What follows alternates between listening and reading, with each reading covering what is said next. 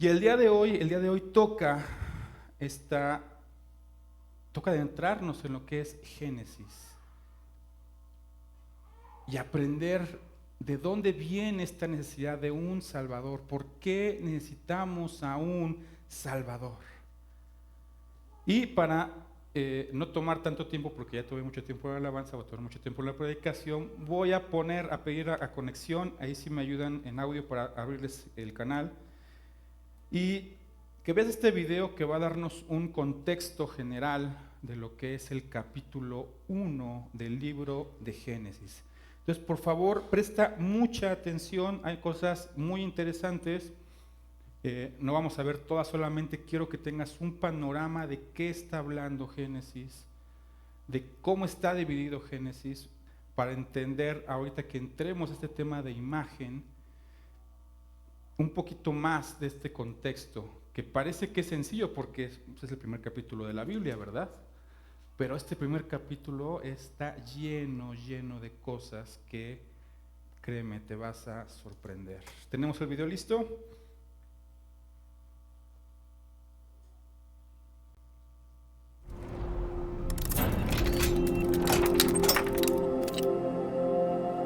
El primer libro de la Biblia se llama Génesis. Y vamos a mirar bien de cerca la primera página del libro de Génesis. Es una narración elaborada cuidadosamente que muestra cómo Dios creó y organizó el cosmos. Bien, vamos a ver. La primera línea de toda la Biblia es: en el principio Dios creó los cielos y el suelo. Sí, tu traducción quizás dice los cielos y la tierra. En hebreo bíblico, la palabra para cielo simplemente se refiere al firmamento y la palabra para tierra no quiere decir globo terráqueo, sino el suelo. El suelo bajo nuestros pies. Exacto. Esta línea resume lo que va a pasar en la narración que viene a continuación, que comienza en la próxima línea. Dice así: ahora bien, la tierra estaba desordenada y desolada. Esta frase rima en hebreo. La tierra estaba tohu babohu, lo que quiere decir desordenada e inhabitada.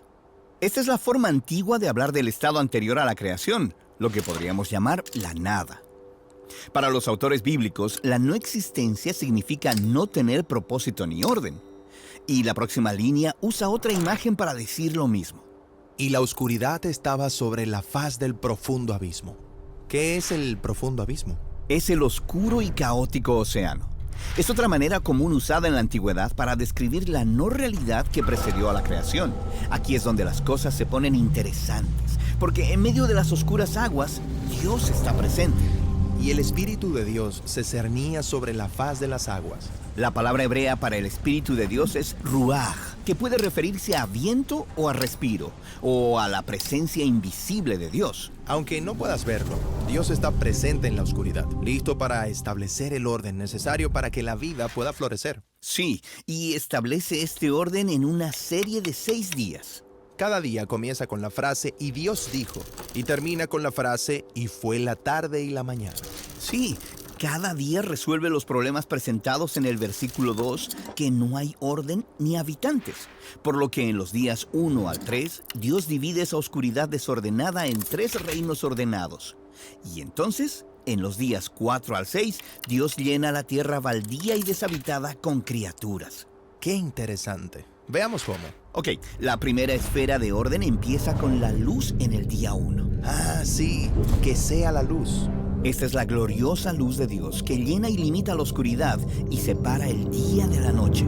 Dios establece el orden del tiempo. Bien, y entonces en el segundo día, que haya una bóveda entre las aguas, que separe el agua del agua.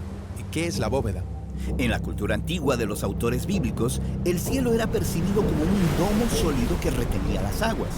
Aquí Dios es retratado como el que divide las aguas del caos por la mitad, lo que crea el reino del cielo y de los mares. Y después, en el tercer día, que las aguas bajo el cielo se reúnan en un lugar y que el suelo aparezca. Dios está estableciendo el reino de la tierra que emerge de las aguas caóticas.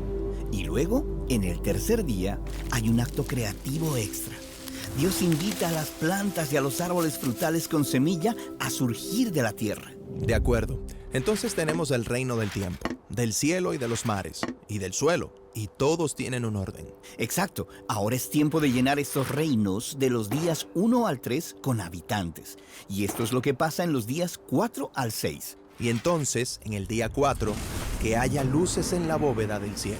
Dios instala las lumbreras, el sol, la luna y las estrellas como señales y símbolos que reflejen la luz misma de Dios. Él les da de su propio poder real para separar el día y la noche. Y en el quinto día, que las aguas se llenen de criaturas vivientes y que las aves vuelen por encima de la tierra. Sí, estas son las criaturas que viven en las aguas de abajo y las que vuelan cerca de las aguas arriba. Y entonces, finalmente, en el sexto día, que la tierra produzca criaturas vivientes. Emergen del suelo para vivir sobre la tierra. Y entonces, similar al acto creativo extra del tercer día, Dios hace a una criatura terrestre muy especial, al ser humano, o en hebreo, Adán. Sucesivamente, Dios les provee todas las plantas del tercer día como abundante alimento. Ahora, una y otra vez, Dios dice que lo que Él creó era bueno. Y entonces, luego de hacer a los humanos, Dios dice que es muy bueno. Sí, la humanidad es el momento culminante de los días 1 al 6, y su importancia es explicada en el primer poema de la Biblia. Así que Dios creó a la humanidad a su imagen. A imagen de Dios los creó. Varón y hembra los creó.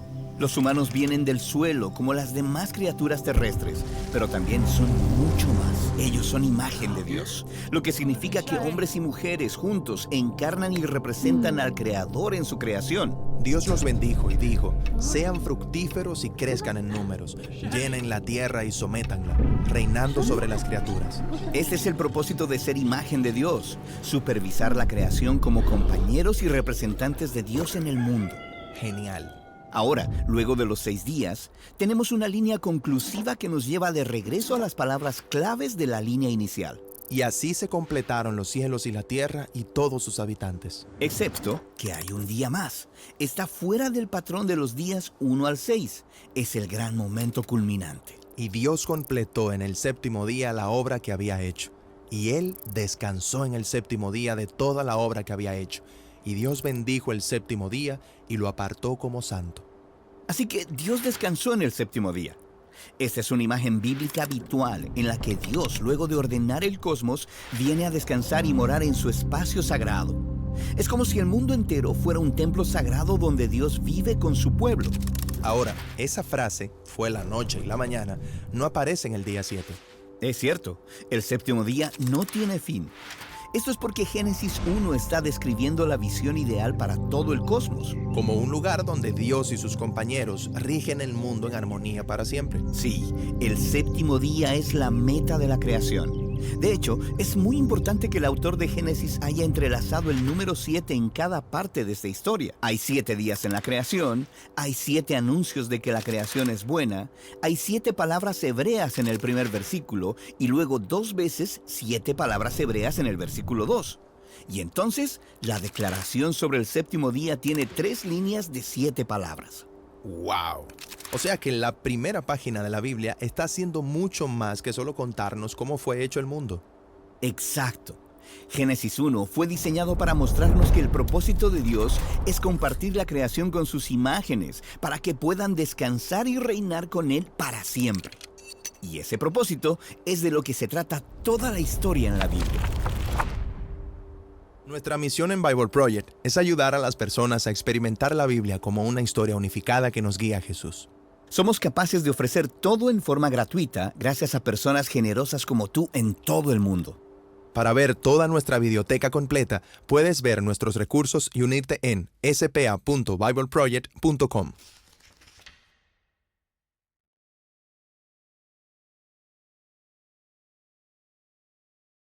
Hay 7 días en la creación, hay 7 anuncios de que la creación es buena, hay 7 palabras hebreas en el primer versículo y luego 2 veces 7 palabras hebreas en el versículo 2. Y entonces, la declaración sobre el séptimo día tiene 3 líneas de 7 palabras. ¡Wow! O sea que la primera página de la Biblia está haciendo mucho más que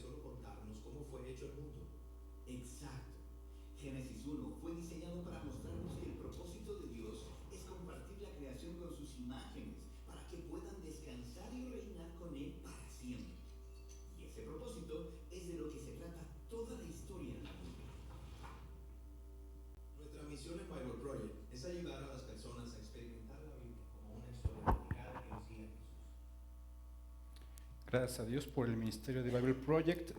Puedes buscar los videos en YouTube, la verdad es que te los recomiendo. Hay mucha enseñanza que puedes tomar. Y como ya viste, pues está muy bien animado para que no te aburras, ¿no? Pero bueno, dicho esto, viene esta pequeña introducción de Génesis capítulo 1. Quiero enfocarme en los versos 26 al 31. Así que abre tu Biblia ahí, en Génesis capítulo 1, y vamos al verso 26. Cuando lo tengas, dime amén para saber que puedo empezar. Perfecto.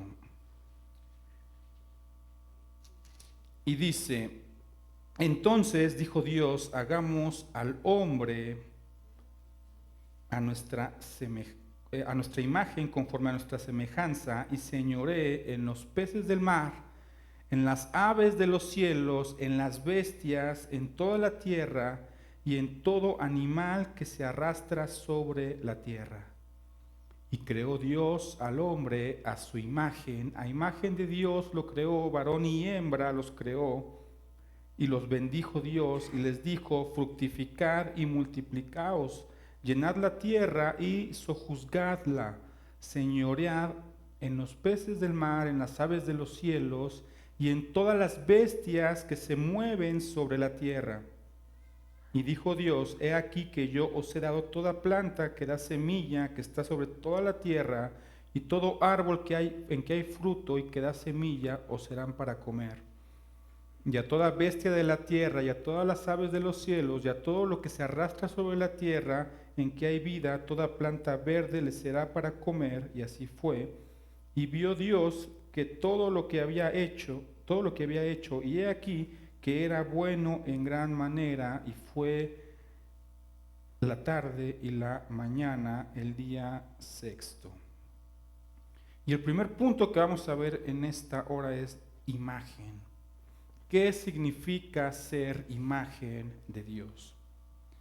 La Biblia lo afirma. La Biblia dice que fuimos creados a imagen de nuestro Creador. No tenemos duda de eso. ¿O alguien duda que Dios creó al ser humano a su imagen? Si me pueden bajar un poquito el volumen porque lo siento un poquito fuerte. Las iglesias cristianas solemos explicar de distintas formas esto de la imagen de Dios.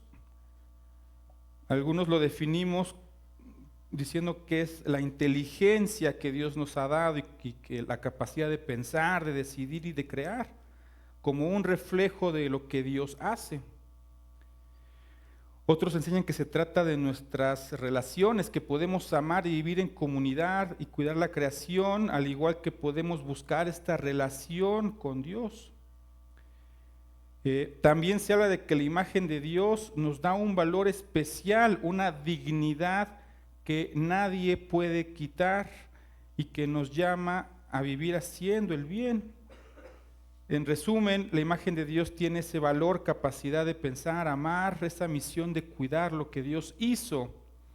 Y de alguna manera estas definiciones tienen que ver con lo que es imagen de Dios, pero no es lo que la gente que leyó originalmente este texto tenía en la cabeza cuando entendían imagen de Dios. Y antes de proseguir, te quiero hacer la pregunta que no te voy a responder para a ver si te animas a tomarnos ese cafecito y platicarla, ¿ok? La pregunta es: ¿Dios nos creó para amarnos o nos ama porque nos creó? Te repito la pregunta: ¿Dios nos creó para amarnos o nos ama porque nos creó? ¿Sale? Anótala y reflexiónala. Ve si dice Génesis 1 algo de eso, porque yo no veo que diga nada de eso Génesis 1.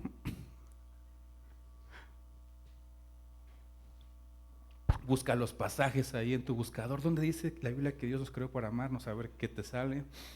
Ok, y platicamos cuando tengas tiempo. Okay. Dicho la pregunta, en la Biblia la palabra original es la palabra Selem, que significa figura o representación. Y esto no quiere decir que somos idénticos a Dios, sino que lo reflejamos o lo representamos en el mundo.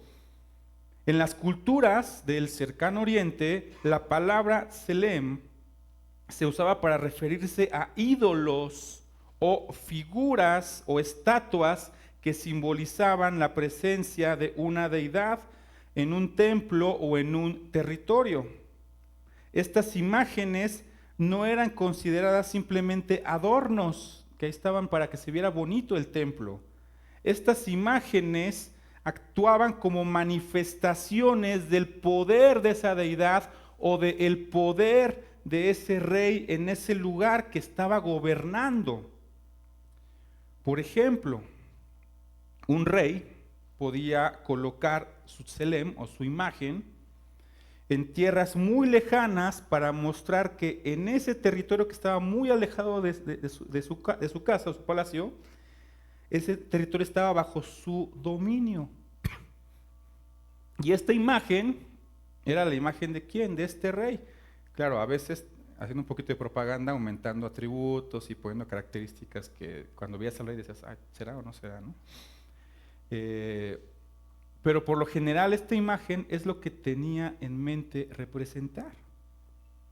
Y en este contexto, cuando dice Génesis que el ser humano fue creado como Tselem de Dios, como figura de Dios, como imagen de Dios, está usando un lenguaje que sus oyentes entendían.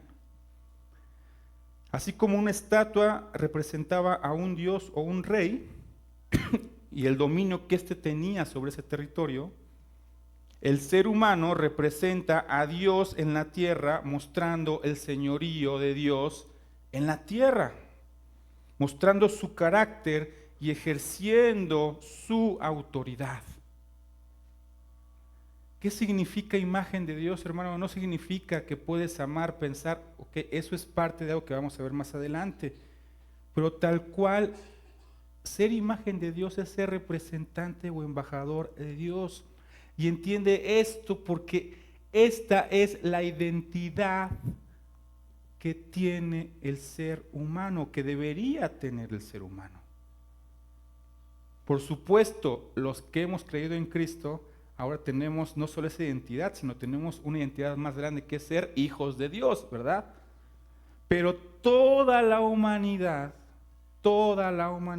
tiene esta, o debería tener y reconocer esta identidad en su persona. Los lectores originales entendían justo esto, que Dios hizo al hombre para representarlo en la tierra. Ya nosotros hemos interpretado el significado de imagen diciendo pues, todo lo que vimos al principio, pero en esencia eso es lo que es imagen, representante o embajador de Dios, de su poder, de su autoridad en esta tierra. Eso es lo que dice la Biblia y en muchos pasajes hablan de este propósito hermoso, de esta identidad hermosa de la creación del ser humano. Isaías 43, versículo 7 dice, todos los llamados de mi nombre, para gloria mía los formé y los hice. ¿Para gloria de quién? De Dios.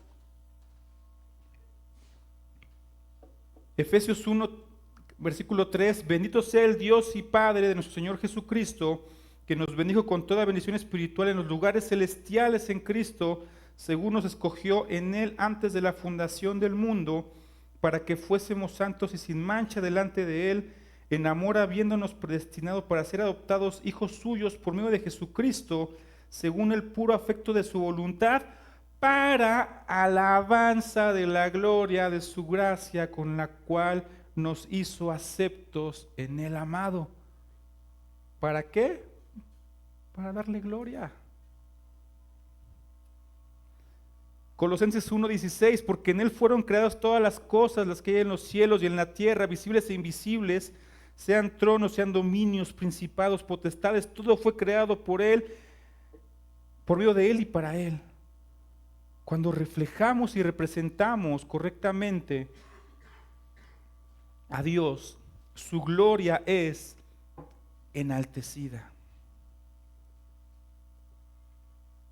Para eso nos creó. Y fíjate la diferencia. No está diciendo que te creó para que tú seas grande en la tierra. Te creó para que lo represente, para que represente su grandeza en la tierra. Cuida mucho, hermano, cuida mucho que tu teología esté, en tu teología esté Cristo, esté Dios en el centro y no estés tú. Te repito, cuida por favor que en tu teología esté Cristo y Dios en el centro y no estés tú, porque si no, este libro se vuelve muy peligroso. Y hay una pregunta que me hice mientras estaba estudiando este tema de la imagen. Y la pregunta es, ¿la imagen se pierde cuando entra el pecado? Y pues la respuesta es no, la imagen no se pierde. Y yo estaba en mi casa, pero ¿cómo? ¿Cómo que no se pierde? Y bueno, la Biblia nos da evidencia de que no se pierde. Si nos vamos a Génesis 9:6, te pongo en contexto, acaba de venir el diluvio, está Noé, están sus hijos, salen del arca y Dios les da un pacto de que no va a destruir la tierra, pero también les dice cómo va a juzgar a las naciones. Y dice el versículo 6 del capítulo 9, que el que derrame sangre de hombre, por el hombre su sangre será derramada, porque imagen de Dios es hecho el hombre. Y esto ocurre después de la caída. Estamos en el capítulo 9, la caída fue en el capítulo 3, mostrando que la imagen de Dios sigue presente en el hombre. Santiago 3, versículo del 8 al 9, escribe: pero ningún hombre puede domar la lengua, que es un mal que no puede ser refrenado, llena de veneno mortal. Con ella bendecimos al Dios y Padre, y con ella maldecimos a los hombres que están hechos a la semejanza de Dios. Y otra vez el Nuevo Testamento está confirmando que esta imagen, que esta semejanza no se ha perdido. Seas creyente o no, la imagen de Dios está en ti como ser humano. Y fíjate qué hermoso, porque el corazón de toda la ley, de toda la Biblia, es defender y cuidar la dignidad de esa imagen puesta en ti. Cuando eres considerado, amas a tu hermano, ayudas al necesitado, das comida al hambriento, eres generoso con la necesidad de otro, estás dignificando la imagen de Dios en tu prójimo. Pero ten cuidado con esto, el dignificar la imagen de Dios en otro ser humano no significa que éste escapa del juicio del pecado si no se arrepiente y cree en Cristo. ¿Ok? El que tengas la imagen de Dios, el que un ser humano tenga la imagen de Dios, no significa que va a escapar del juicio si no se arrepiente y no cree en Cristo Jesús. ¿Cómo afecta entonces el pecado la imagen de Dios? Pues justamente lo vimos hace 15 días. Le pone un velo para que no pueda cumplir su propósito. Según 2 Corintios 3:7, eso es lo que hace esclavo al ser humano. La palabra para pecado es errar al blanco. Eso es pecado. Y si tú no cumples ese propósito por el que fuiste llamado, estás pecando. No puedes representar a Dios correctamente. Y no lo puedes representar porque hay una venda que no te deja ver el blanco al que tienes que apuntar. Y sí, tal vez desde chiripa en algún punto, porque dices, una persona mala puede hacer bien. Pues sí, una persona mala puede hacer bien de repente. Pero no significa que su vida está apuntando hacia el propósito de Dios de representarlo correctamente. Y esa es la vela, ese es el pecado que no deja que el ser humano pueda ver y caminar hacia su propósito.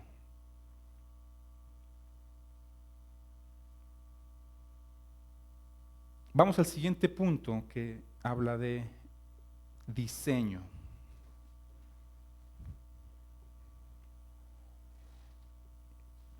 Como arquitecto me gusta mucho ver reels o ver contenido de cómo se han diseñado edificios del mundo, ¿no? Y es bien interesante porque todos buscan cubrir una necesidad, ya sea edificios o obras de ingeniería o puentes, presas, muchísimas cosas, ¿no?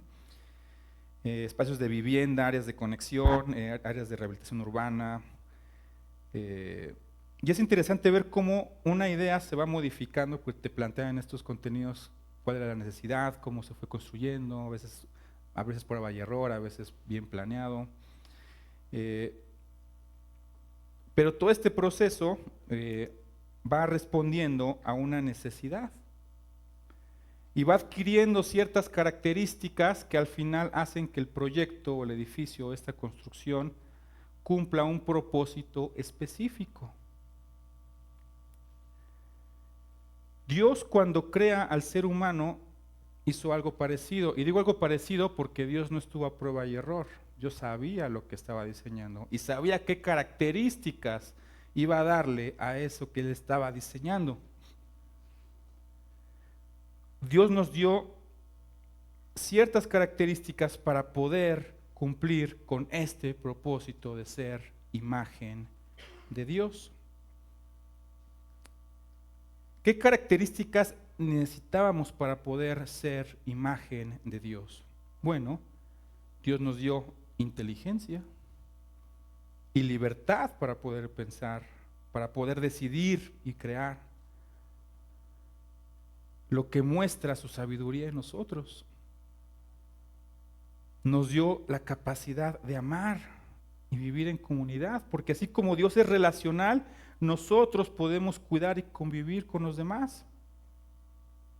Además tenemos conciencia moral para escuchar al Señor o rechazarlo. Y fuimos hechos con un espíritu que puede buscar a Dios y puede conocerlo y adorarlo. Muchos de los atributos que Dios tiene, que conocemos en la teología sistemática como atributos transferibles, son características que Él nos da para poder representarlo correctamente. Pero ojo, te repito, eso no es la imagen de Dios. Esas son las características que Dios nos da para poder ser y poder cumplir bien con el propósito de ser imagen de Dios. ¿Qué es ser imagen de Dios? Sus representantes. No se les olvide, son preguntas para el examen de la próxima semana, hermanos.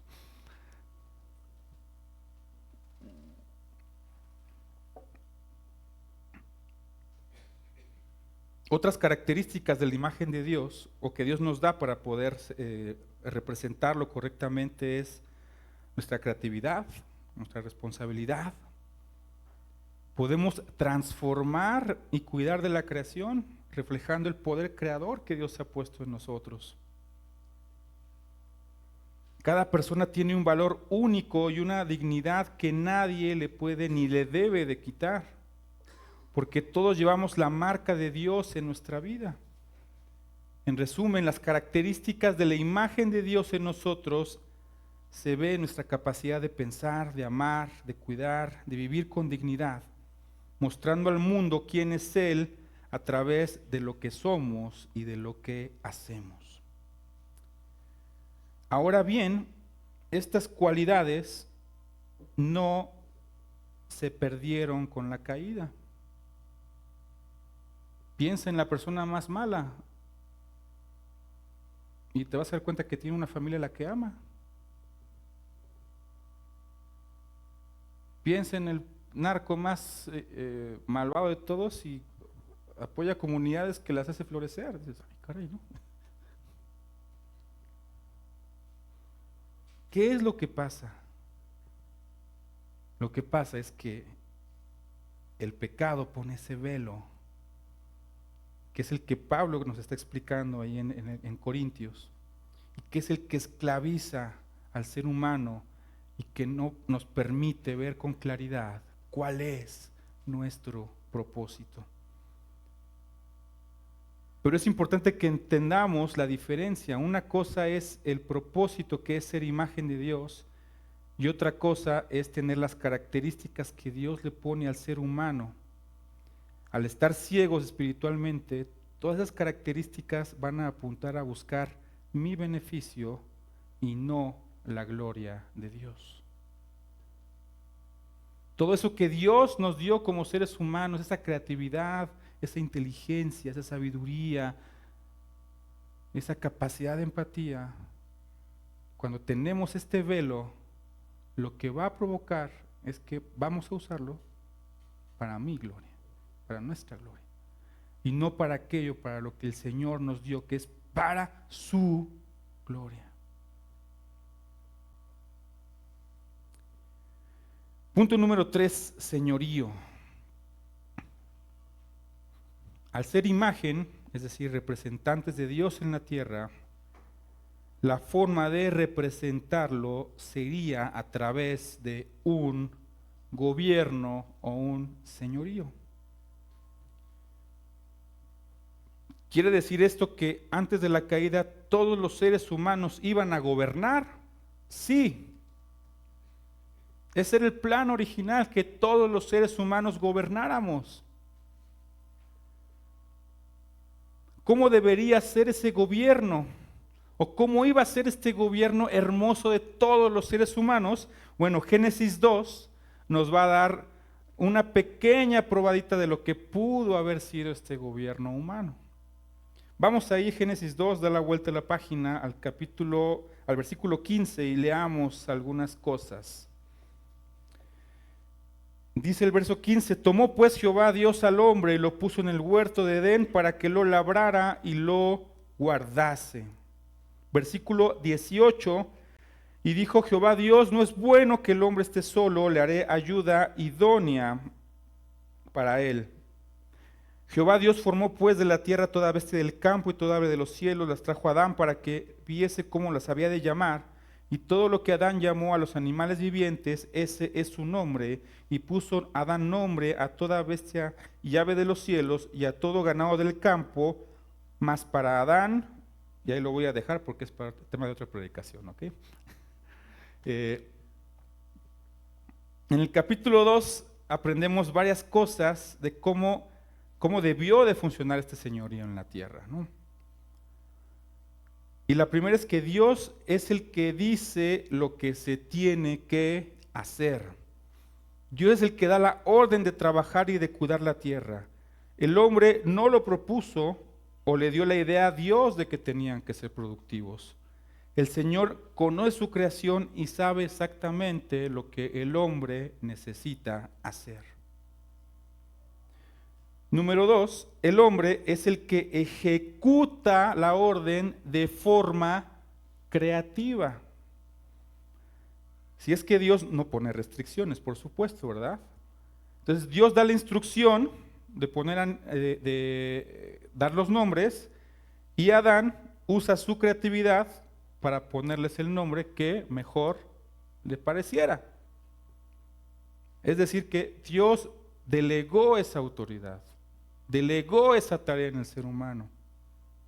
Él dijo lo que se tenía que hacer, pero en ese delegar, el ser humano usó de su creatividad. ¿Y cuántos animales había en Edén? ¿Y cómo se le ocurrieron los nombres?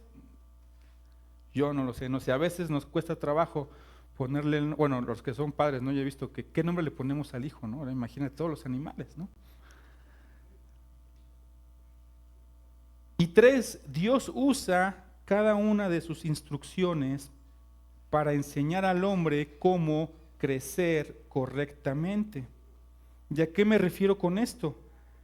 Si te fijas bien, la segunda instrucción, además de ser orden de Dios, algo que se necesitaba en la creación, algo que delega en su carácter creativo al hombre o en su capacidad creativa, también lo hace con el propósito de que el hombre aprenda una lección.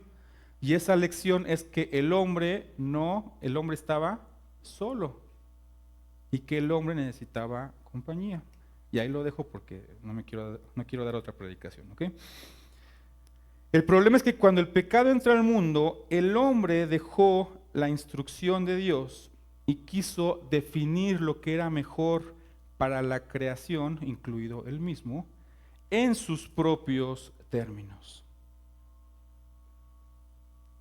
Jesús es quien vino a mostrarnos cómo es que estamos equivocados como seres humanos en cuanto a nuestros términos, en cuanto a lo que nosotros definimos como bien y mal.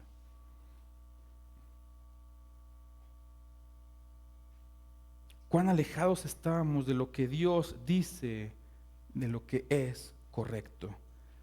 Y te voy a pedir que me acompañes a este pasaje muy conocido ahí en Marcos capítulo 10.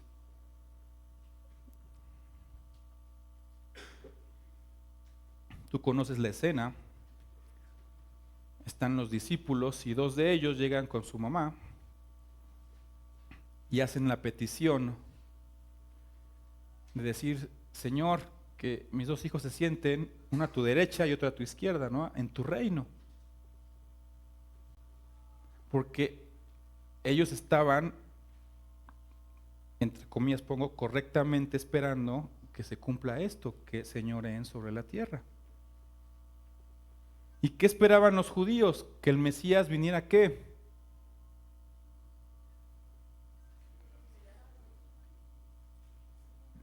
Pero librarlos ¿para qué? Para gobernar ellos. Para que ellos fueran los que gobernaran. Eso es lo que estaban esperando. Eso es lo que se promete desde los profetas, que el Mesías gobernara la tierra. Que el Mesías fuera este rey, este emperador, que sustituyera al César y que ahora él tuviera el dominio sobre todo el mundo. Eso es lo que los judíos esperaban. Y entonces cuando hacen la petición, eso es lo que ellos están pensando. Claro, Jesús es el rey y pues yo voy a ser como el vicepresidente, ¿no? Yo voy a ser como el cónsul, ¿no? Voy a ser como el secretario de gobernación, ¿no? O el jefe de estado, ¿no? Porque ¿qué querían los discípulos? Poder, gobernar, tener la autoridad. Al fin y al cabo, ¿no dice Génesis que Dios nos creó para gobernar? ¿No dice que ser imagen de Dios lo vamos a hacer gobernando la tierra? A ver, fíjense qué dice Génesis. ¿Para qué? ¿Cómo es que el hombre va a ser imagen de Dios? A ver, ¿qué dice? A ver.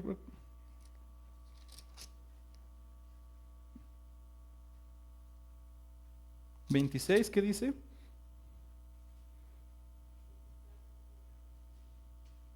Hagamos al hombre conforme a nuestra imagen, conforme a nuestra semejanza y... pues ahí está, ¿no?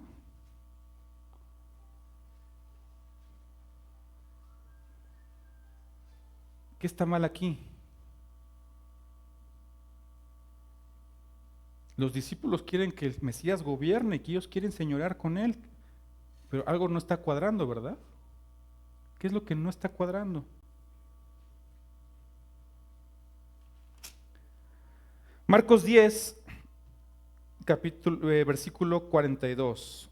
Mas Jesús, llamándolos, después de esta escena donde piden los lugares, les dijo: ¿sabéis que los que son tenidos por gobernantes de las naciones se enseñorean de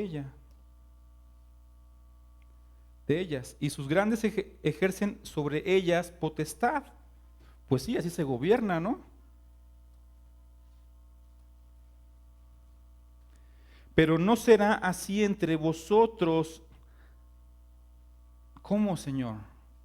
Entonces, ¿cómo se debe gobernar? ¿Cómo se debe gobernar? ¿Y sabes qué va a hacer Va a regresar al concepto original. Va a poner de cabeza todo lo que nosotros creemos que es bueno y malo. Y va a decirnos, esto es lo que Dios define como bueno, como buen gobierno. No que te pongas encima de la gente para que la sometas, sino el que quiera hacerse grande entre vosotros será vuestro servidor. Y el que de vosotros quiera ser el primero será siervo de todos, porque el Hijo del Hombre no vino para ser servido, sino para servir y dar su vida en rescate por muchos. Es decir, que el concepto de gobierno de Dios es diametralmente opuesto al concepto de gobierno del ser humano. El ser humano dice, yo señoreo, yo gobierno, yo tengo la autoridad. Y Dios dice, no, yo tengo la autoridad y por eso sirvo. Por eso doy mi vida en rescate por muchos. Y es más, fíjate, está esta escena hermosa que vamos a encontrar en la última cena, donde Jesús está diciendo a los discípulos qué es servir y les está mostrando cómo va a ser el verdadero servicio. ¿Conoces esta escena cuando Jesús lava los pies a sus discípulos? Pero si leemos un poquito antes, te va a decir Jesús, sabiendo que todas las cosas le habían sido dadas, que Él tenía toda la potestad. ¿Qué es lo que tenía Adán en Edén? Toda la potestad, la perdió. Jesús la había recuperado y Él lo sabía. Y como Él lo sabía, dice que se puso su delantal, su toalla, es la palabra que usa, y empieza a hacer la función del esclavo.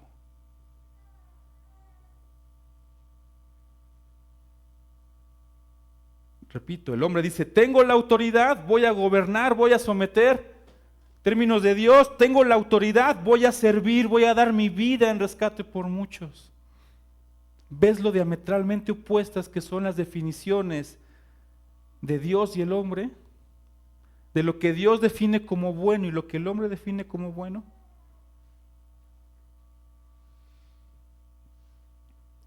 Por eso la enseñanza de los evangelios del Nuevo Testamento enfatiza el amar al prójimo como a ti mismo.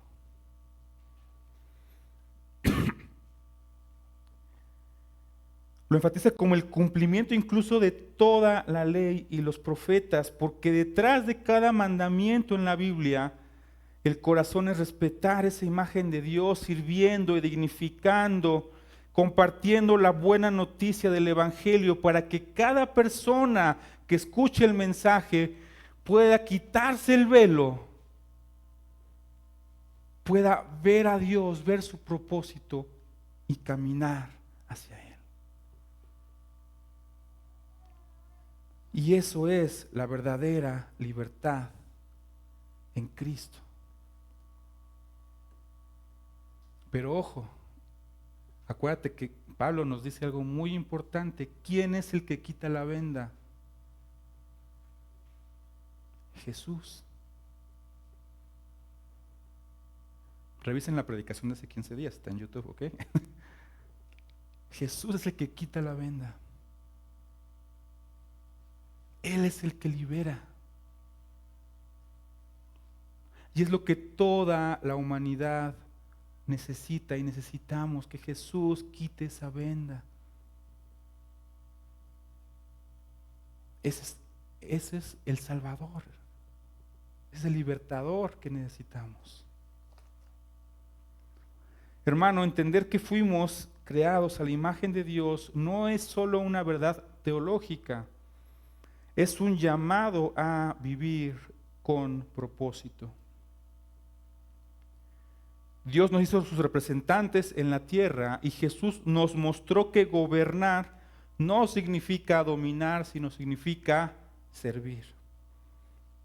El verdadero liderazgo en el reino de los cielos, en el reino de Dios, se expresa en amar al prójimo, en una entrega humilde y en la disposición de poner las necesidades de otros por encima de las mías.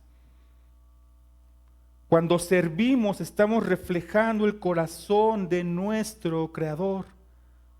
Cada vez que cuidamos, cada vez que ayudamos, que compartimos, levantamos al caído, estamos dignificando la imagen de Dios en nuestro prójimo y cumpliendo el diseño por el cual fuimos creados. Y la ayuda más grande que le podemos dar al prójimo para dignificarlo es el Evangelio. El pecado quiso distorsionar esa imagen, pero en Cristo se nos devuelve la libertad de vivir como Dios quiso desde el principio, como portadores de su gloria, como hijos que gobiernan sirviendo a los demás. Y por eso, hermano, al salir de aquí, recordemos que nuestra vida tiene un propósito eterno, que es mostrar al mundo quién es Dios a través de la predicación del Evangelio y de hacer discípulos. Y que cada acto de amor sea un reflejo de esa imagen de Dios en nosotros. Y que cada paso que demos sea un paso donde lo glorifiquemos y Él sea exaltado. Porque fuimos creados no para vivir para nosotros mismos, sino para representar al Rey que vino a servir y que dio su vida en rescate por muchos. Y te dejo con esta pregunta. Ahí en tu círculo de influencia, en tu casa, en tu hogar, en tu trabajo, en tu colonia, cuando la gente te ve, ¿puede ver a Dios?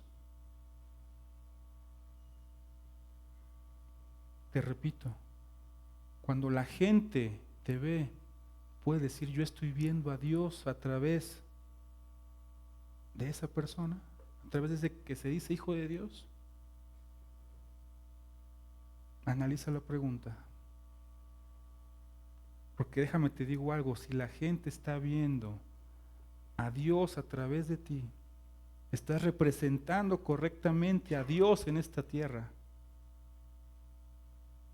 No hay motivo para que no los veamos aquí en algún tiempo glorificando a Dios. Porque el Evangelio ahí puede ser compartido.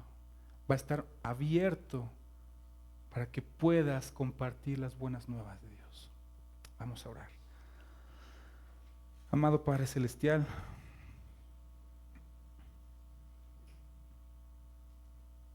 ayúdanos, mi Dios, a hacer imagen tuya.